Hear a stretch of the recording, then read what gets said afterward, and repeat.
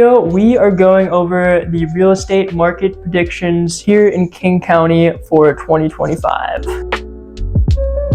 My name is Sophia Deveaux. I'm a local real estate broker here in the Seattle area. If you have any questions, all my information is down in the description below.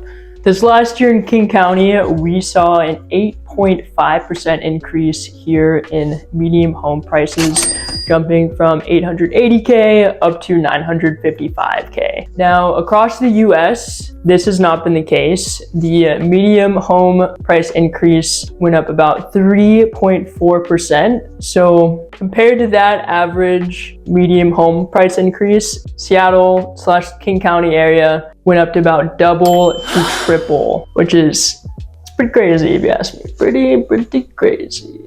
And also across the US, median home prices have actually decreased in some areas. And this, again, not the case in King County. Prices are still rising. Another important stat to keep in mind in King County is on a month-to-month basis, we saw about a 5% increase in new inventory. So the amount of homes going on the market, which, an increase is obviously good, but Seattle, we are on the lower inventory side. So it would have been nicer to see this number obviously be higher. Compared to pre-pandemic times, we are down 25% compared to the amount of inventory going on the market. For the amount of homes sold here in the US in 2023, there were 4 million sold, which, crazy enough, that is pretty similar to what we were seeing in the 2008 market crash. In 2024, that number will be over 4 million. So the amount of homes selling here in the US have increased, but we're nowhere near pandemic levels when we were in this 6 million, a little bit above range of homes selling across the US. For homes sold in the US for 2025, that number is predicted to be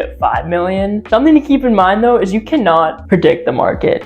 You can't be 100% sure. It's really, I feel like these are uncertain times, so you can't fully predict what's going to happen. But I do see the amount of homes being sold in the US over 4 million and greater than this last year. I don't know if it will go to 5 million, but we'll just see what happens. For 2025, the National Association of Realtors, NAR, they predict a 9% increase of homes being sold, and they think that median prices for homes across the US will increase about 2%. For King County, I think that February and March, it's gonna remain most likely the same as it is right now. It's kind of the slow season, but come the busier seasons, starting in the spring, May, June, July, the summer months, I think it will be a lot busier with more buyers coming on the market, more people selling their homes. There's going to be greater competition, which will increase prices. We will see potentially more bidding wars happening. I do not see